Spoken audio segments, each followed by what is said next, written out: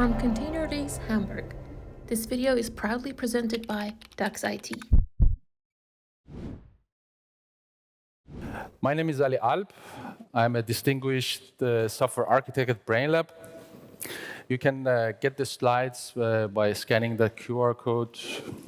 I don't know if it works for the whole stage, but or you can simply find me at alialp.de, and there you can find the slides under talks. Yes.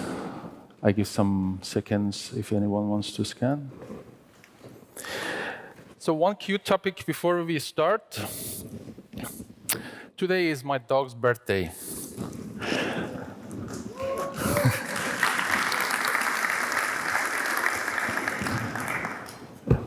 His name is Lenny, and he's now 2 years old. And let's get back to business. So I'd like you guys to meet, we are in Germany, why not? I made up a name, Leo Clustermann.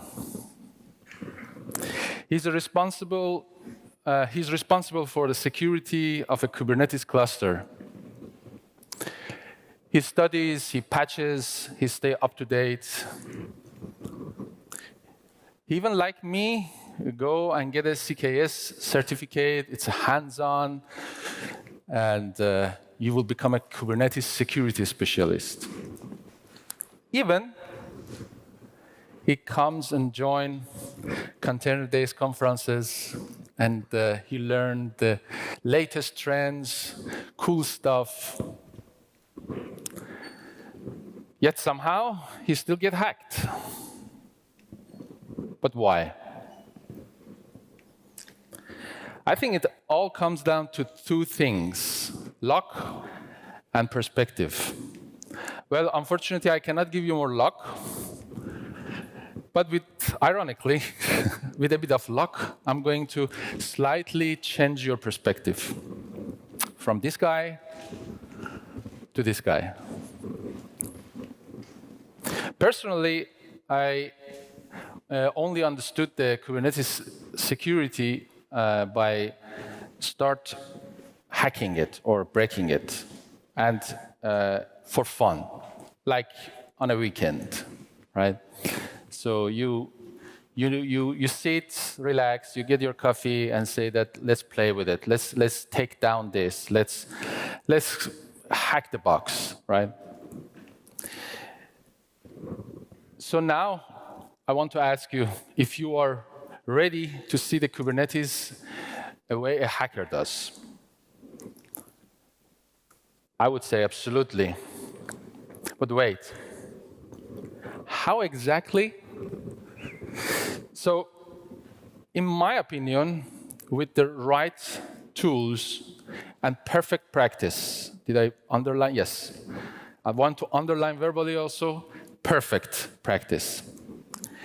I think practice doesn't make perfect. Even in German language or other languages, there is a saying, Übung macht den Meister, or practice makes perfect. In my opinion, perfect practice makes perfect. You can use the right tools or learn the right tools, and with perfect practice, you can turn curiosity, which this image describes me very well when I was a kid.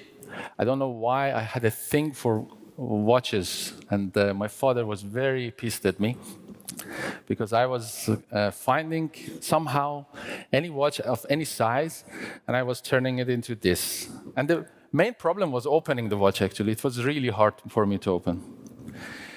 Turning this into scale.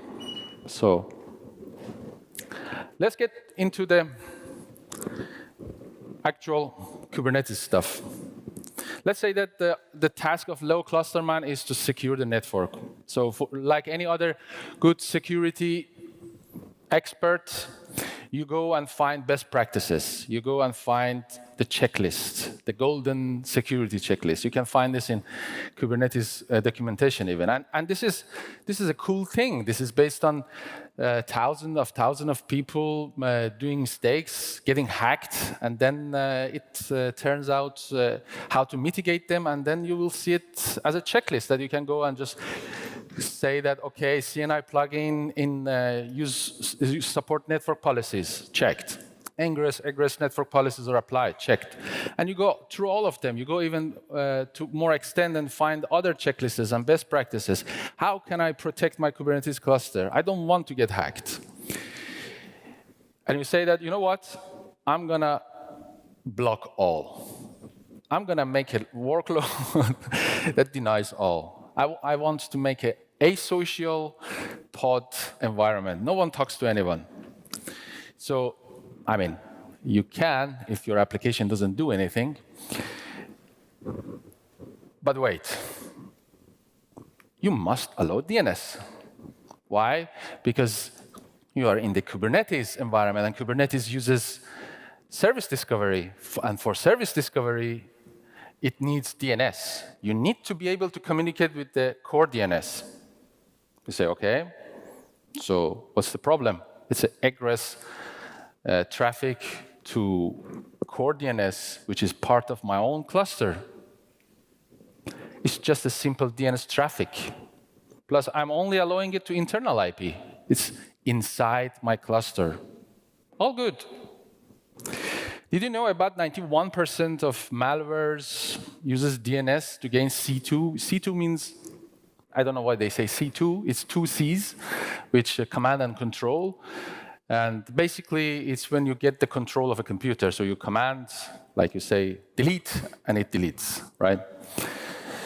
And exfiltrate data or redirect web traffic. 91%. About 70% of organizations, they have downtimes due to DNS. And 25% of them, they don't even analyze or collect the DNS traffic. So here I want to highlight the fact that DNS is being somehow sneaking, and no one is looking into it, as they should. So it's just a simple internal DNS traffic. From the hacker's view, hooray, it's DNS. It's always DNS. You can make a happy hacker. You can make a hacker happy that by giving them DNS. So let's see from a hacker's perspective the lunch buffet. What can we do today? We could go core DNS spoof special, which is why resolve to the real thing when you can return the famous 127.0.0.1. Or you can do a typo squad tenders. Did you mean kube DNSS? Or phantom domain query by burning the cores of the core DNS by giving it long resolving or slow resolving DNS queries a lot. Or you can poison the cache. But my favorite one, which I chose a French name for this menu, DNS tunneling a la DNS cut 2. So you can use the classic DNS queries to do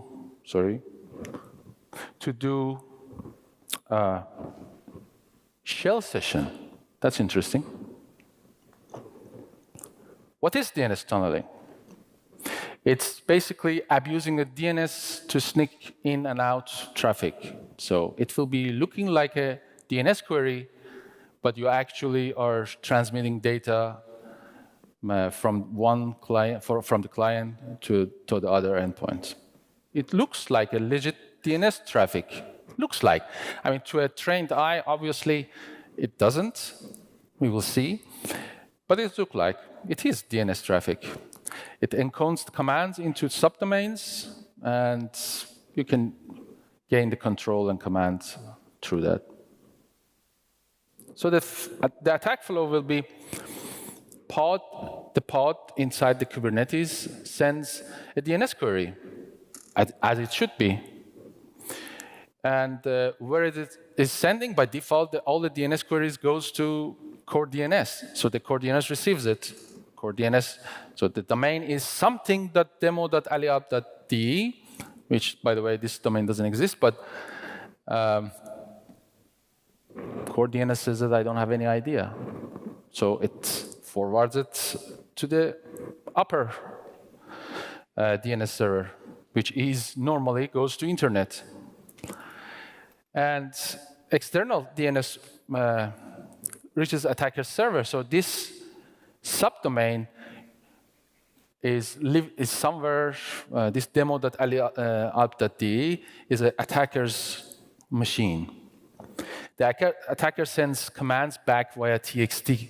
TXT is also a type of DNS record. So the core DNS here is going to play an unintended proxy for us. It's going to forward unknown domains because it doesn't know. That's how DNS works. You don't know, you ask the upper one. And even restricted pods can tunnel out. Why? Because even if you have full lockdown in your cluster, what will happen is that you ask for a DNS resolution. And this is, by default, is something being allowed in Kubernetes for service discovery. Why it works? DNS is always allowed, as we discussed. And core DNS trusts upstreams. Firewalls ignore DNS. They just say that, oh man, if we start filtering DNS, everyone's gonna complain. So just let it pass. And when a network administrator comes and wants to look into the network traffic, they generally ignore UDP traffic. UDP traffic is like, I don't care. It's UDP. So a refresher, the DNS flow is your browser or your client ask a resolver like 8888. And then it says that example.com. Then it says that, OK, who is .com? This is root DNS. And then it goes to TLD DNS, which is knows roughly where is example.com. And then it goes to authoritative DNS, which knows exactly what is the IP of the DNS, the example.com. And then the resolver gets the IP, gives it to the browser, and you go to the website. This is the flow. I don't bore you with it. So, as you can see at the lower side, this is a CNAME. There's a space there. I put it for readability. There's no space. So you see a subdomain like that. And to my eye, at least, this is like spooky. Why there is such a subdomain? But we will see. So we have a pod, for the sake of this presentation, called in the demo namespace DNS cat client. And it communicates via DNS UDP 53, which all DNSs works that way, to core DNS, which is a kube system namespace. And the core DNS says that I don't know what are you talking about, so I'm going to forward you to the attacker. Thanks, core DNS. Let's give it a try, shall we?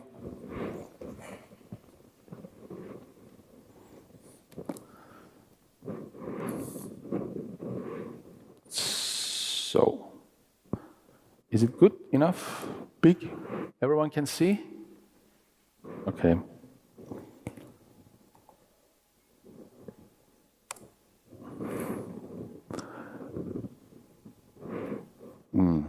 I need to decrease the... Yeah. OK. So we are ready. So a little explanation for what is going to happen is that on the right side, which clearly there's a hacker, that's the hacker's box. It's somewhere in the internet. But now, for the sake of this presentation, everything is on my laptop. I don't have even Wi-Fi. But on the left side, we have the configurations are going to happen, and we will see them. And on the lower side, there will be some kind of monitoring. Different monitorings will happen as we go through it. So now we are creating a Kubernetes cluster using Kind. By the way, I highly recommend checking their project. You can create a Kubernetes cluster like this in Docker. And now you can see that the pods, the kubes system pods are coming up, and things are happening. And now we are looking at the demo namespace. So right now, at this stage, Kubernetes cluster is up. We have a one cluster, one node cluster up and running.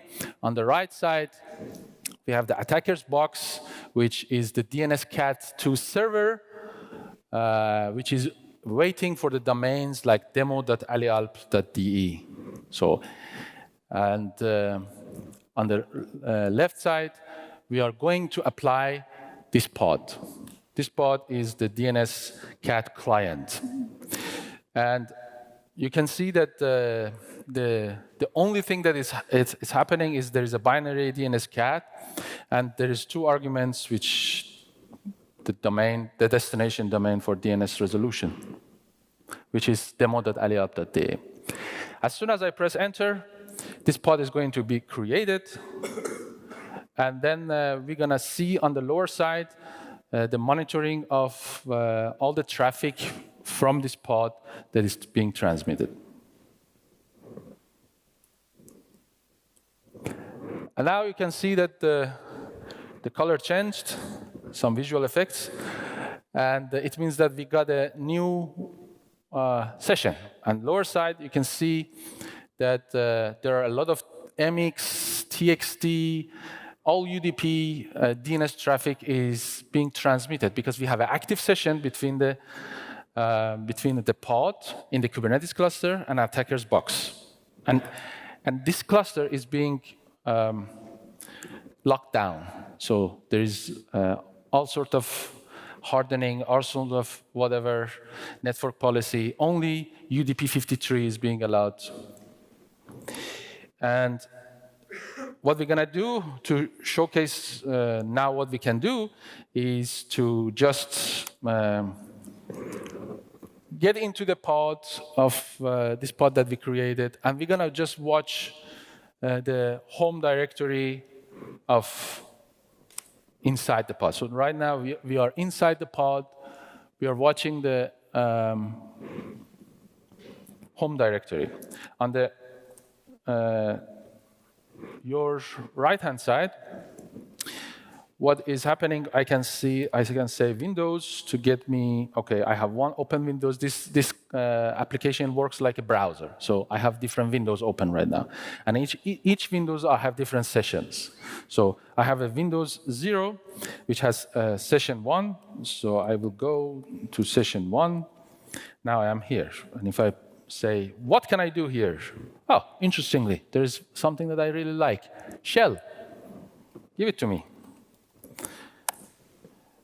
Okay, shell has been created. Now I switch to the shell. Okay. Now I just say PS. We get the PS of the pod inside the Kubernetes cluster.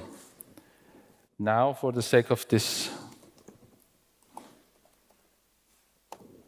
let's touch hi from the other side.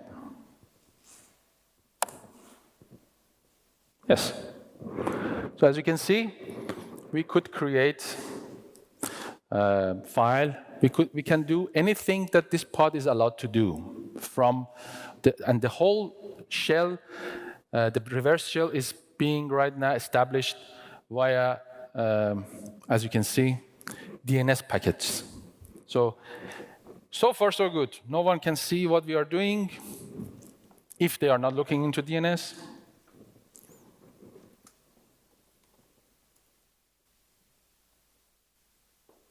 Yes.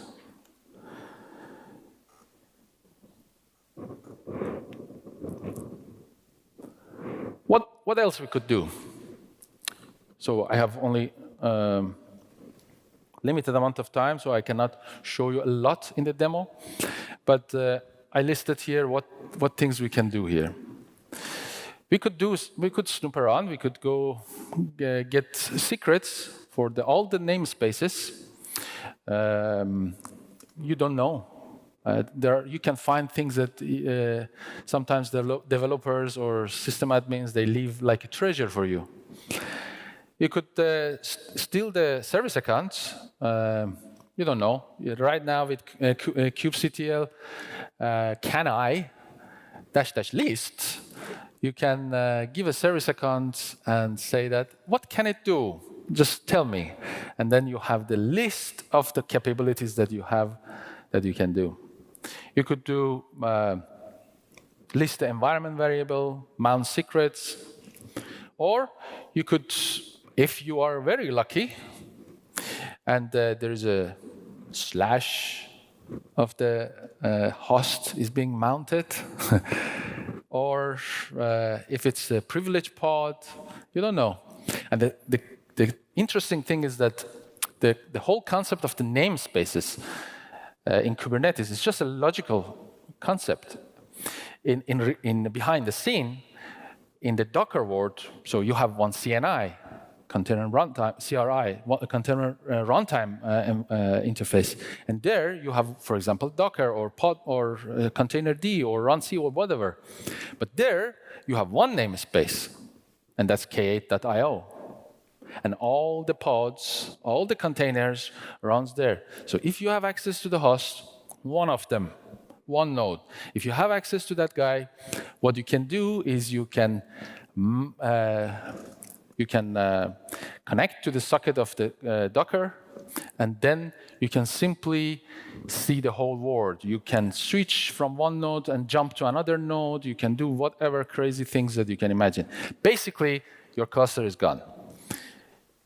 And you could exfiltrate configs, tokens, source codes, and just zip them and use the DNS traffic. No one will mention.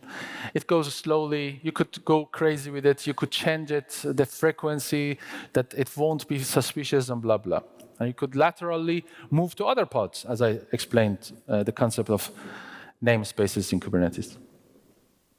Or you could get even more lucky and someone left the IMDS wide open and you could just go to the cloud from there.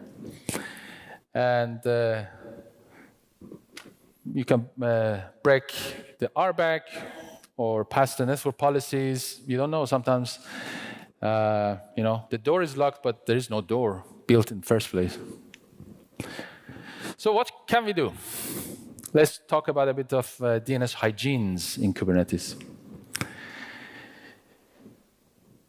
We could only forward DNS to internal and trusted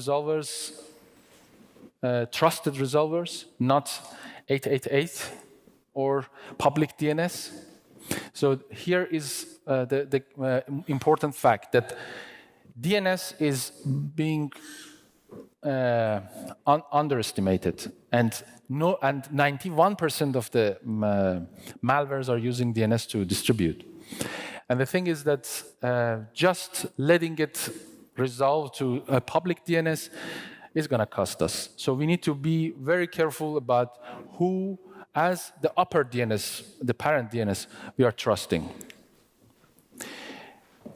Use block or rewrite plugins to reject or redirect suspicious queries. Like we saw, these queries can be blocked easily if we know that we don't have MX.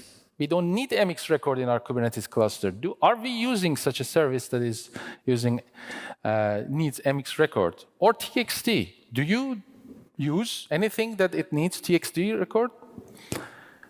And it can alert on long and odd subdomains, like we saw. I mean, why? You have a service that every second the subdomain is dynamically being generated. But you could forward DNS to filter resolvers, like using Pi-hole or I don't know.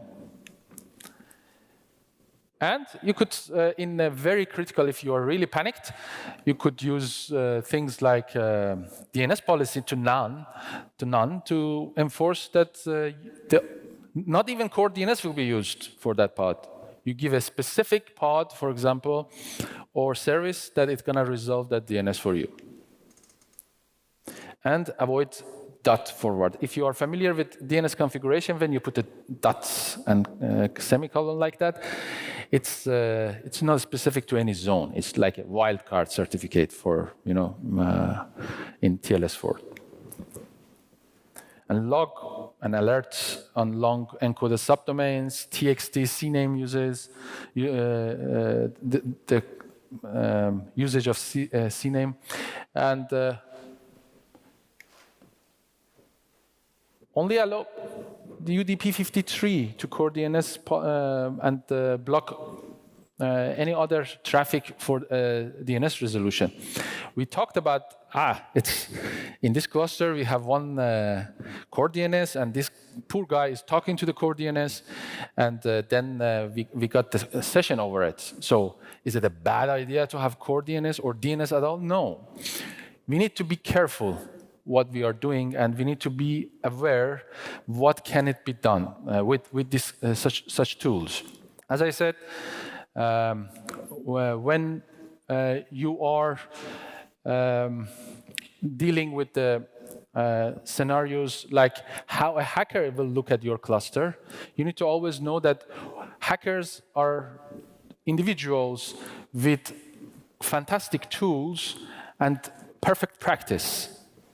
And nothing more. It's something to have in mind. Thank you. How did the hackers pod asking for hackers DNS got deployed to Kubernetes?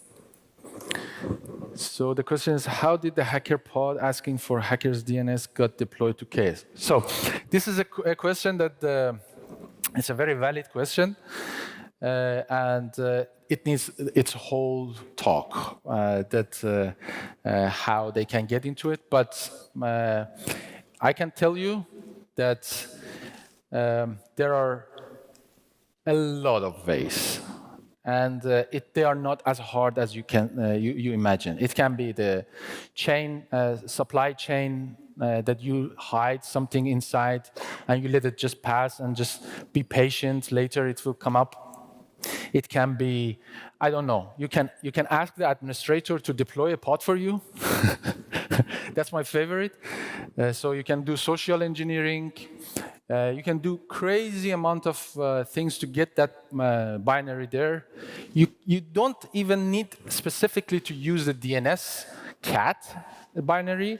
You can just craft your own queries, like network packets. So you can write a script, and with simple tools, like if the pod has only Python access or whatever, you could make similar thing, a client and server. I think the next question is pretty similar. Maybe we can see it as answered as well. Yeah. But how do you get this DNS client into the cluster? We're able to all this magic stuff. Yeah. It's a similar one. Show us the demo script. Oh yeah. Sure. I do want to see it now because I think I can post it on the same page that. Yeah. So you can find it in alialt.de under talks. There's a page specific for this talk. I will put the script, link to the script in GitHub for the script. I'm happy that you liked it. Thank you. There's workloads that need MX and TXT from public DNS, no way around it. What to do in such a case? So, yeah, good question. So the thing is that if you need it, I can tell you 5 different ways, but when you know, there is a very important thing. The content of the traffic and the intent of the traffic. So what is it intent for? So if there was a timer for me to finish the talk. So the intent of the traffic is very important that is being missed normally. And that is something to look into with AI, with smart firewalls, to be able to say that I have this kind of service in my cluster, and I'm gonna have this kind of traffic. It's gonna look like this. So anything that is not similar to this is something that it's off. Then I can analyze it. And most importantly, log. Log the DNS traffic. I know it's too much.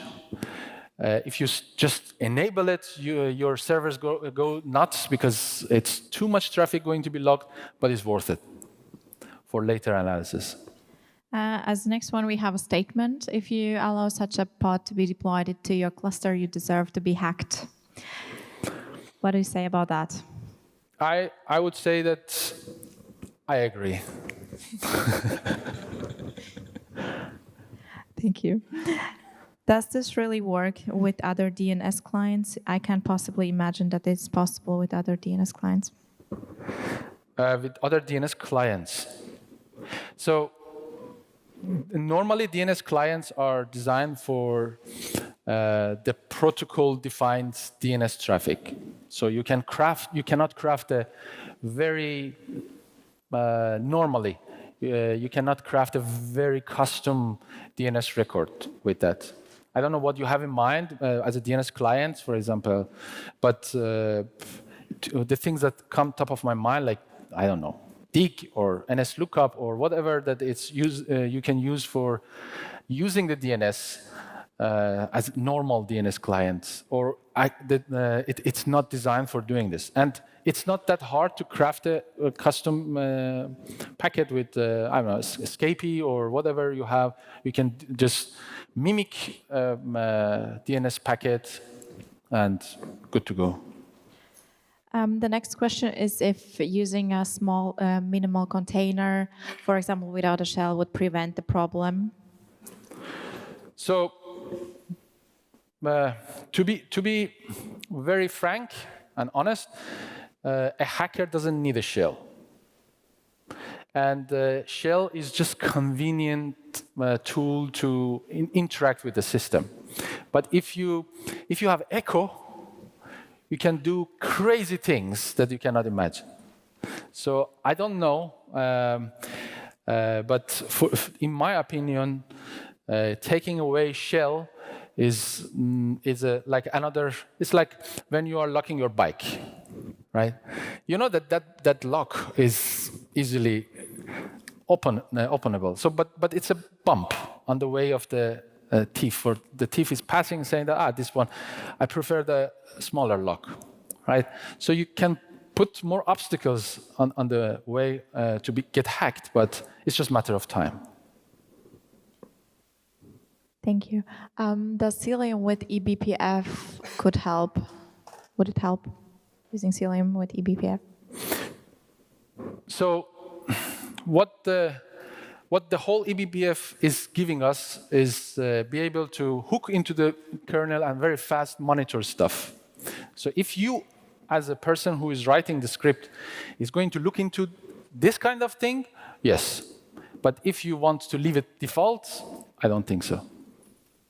And the next question is if the DNS cat is always so noisy, and is there any way for the attacker to lower the frequency of queries? Very good question. You can. I don't know if I'm allowed to give recipes for hacking. What does your tool stack to analyze DNS looks like? What do you recommend? Honestly, Wireshark. Just get familiar. Wireshark is like the whole world. So you can get into Wireshark, and there is no out from Wireshark. So, and you can use the terminal version of it, which is called T-Shark, which I used in this presentation.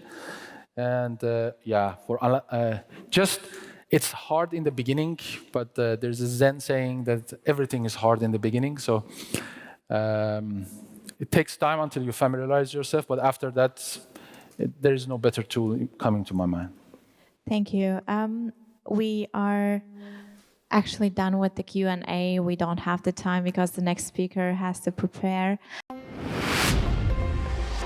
From ContainerDays Hamburg, this video is proudly presented by DAX IT.